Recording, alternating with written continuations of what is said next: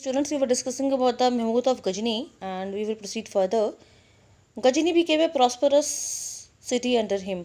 Mahmood of Ghazni के under जो Ghazni city थी, जब वो हिंदुस्तान से सारा वेल्थ वगैरह अर्न करके ले आया तो वो एक बहुत ही मतलब खुशहाल और बहुत ही अमीर देश बनने लगा.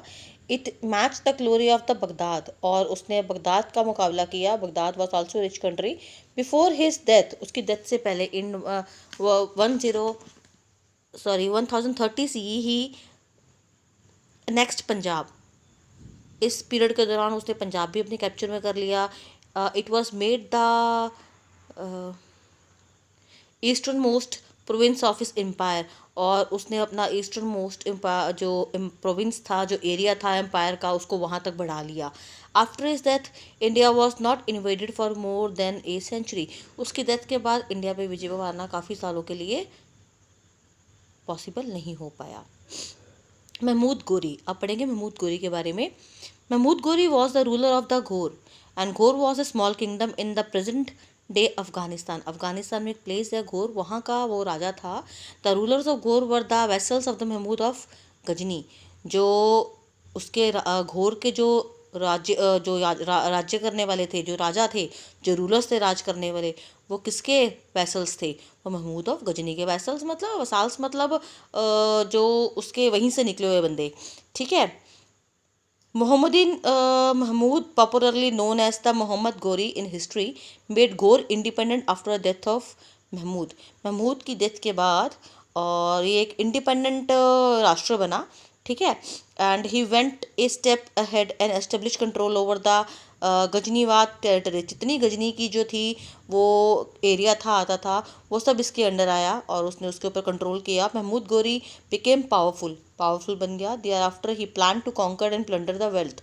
उसके बाद उसने प्लानिंग किया, अब मैं भी क्या करूँगा, धन जो है वो लूटूंगा. ही मार्च्ड टुवर्ड्स दिल्ली. वो दिल्ली की तरफ गया, गंगा वैली की तरफ गया. India attacked again.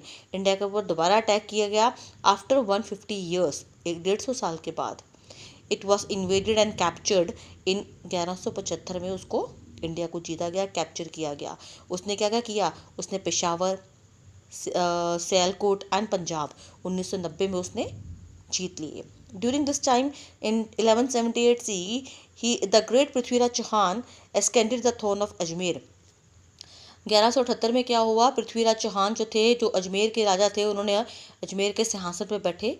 उसका उन्होंने ताज पहना. थॉर्न मतलब ताज. He was a brave warrior, बहुत ही ग्रेट योद्धा थे वो.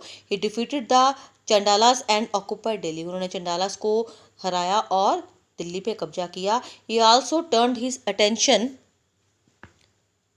Towards Punjab and Ganga valley. उनकी भी टेंशन पंजाब की तरफ और गंगा वैली की तरफ थी. Both Prithviraj and Ghori decided to control the Punjab and Ganga valley. दोनों की सोच थी गंगा रिवर के ऊपर, गंगा घाटी के ऊपर कब्जा करना. This became the reason of conflict between them. इसी वजह से दोनों के बीच में क्या हो गया? मतभेद शुरू हो गए. 2 battles took place at Terai at first 1119 CE. तराई की जो लड़ाई हुई पहले 1191 में, और सेकंड लड़ाई 1192 में लड़ाई हुई. इसी वजह से it was popularly known as the battle of Tarai, और इसको हम बहुत ज़्यादा फेमस बैटल ऑफ तराई बोलते हैं. Tarai is about 80 miles from Delhi. Tarai जो है एक जगह का नाम है, वो दिल्ली से 80 किलोमीटर दूर है. ठीक है बेटा, आज का टॉपिक हमारा यहाँ तक है. This fillups right wrong you have to do it yourself on the notebook only. Thank you बेटा.